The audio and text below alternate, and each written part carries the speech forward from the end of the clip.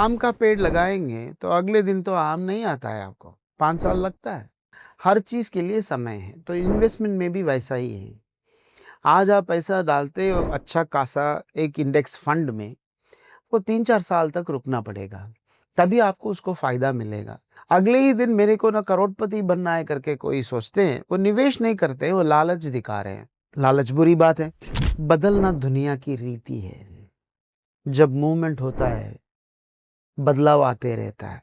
जिसमें मूवमेंट नहीं है, उसमें जीवन नहीं है।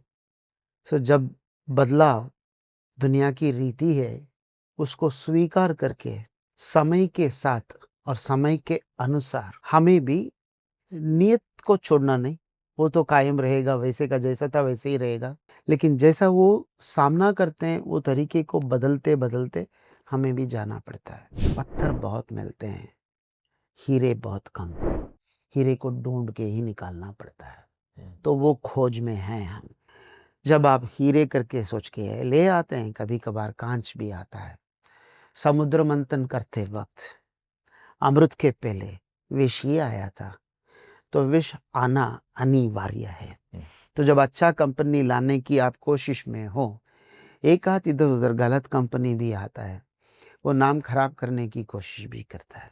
उसको कैसा आप रोकेंगे, उसके लिए क्या कदम उठाएंगे, वो भी हम सोचते हैं। सो प्रसन्नित ग्राहक आप कैसा कर सकते हो? जब आप ये कहते हो कि आपका ग्राहक प्रसन्नित होना चाहिए, ग्राहक कौन है ये सवाल पैदा होता है। ग्राहक खाली आपका ब्रोकर नहीं है, ब्रोकर का इन्वेस्टर भी आप ही का ग्राहक, आपका रेगुलेटर भी आपका ग्राहक है। एक तरह से देखा जाए तो वो भी स्टेक होल्डर है, वो भी प्रसन्नित होना चाहिए।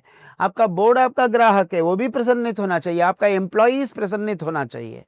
सबको प्रसन्न करने के लिए जो भी तौर तरीके आप अपनाएंगे नियति के अनुसार, धर्म के अनुसार, तभी आप टिक पाएंगे। पुराणमित्येव न साधुमन्यम। ओल्ड इज नॉट नेसेसरीली हमेशा गोल्ड होता है।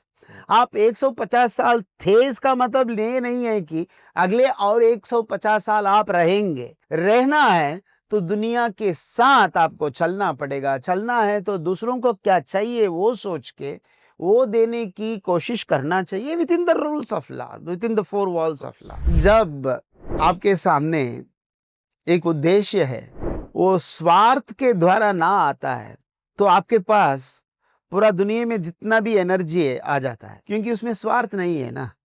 तब क्या होता है, भगवान जैसा भगवत गीता में कहा है, कर्मण्येवाधिकारस्ते मां फलेषु कदाचन मां कर्म फल हेतुर्भु माते संगोस्त्व कर्मणि।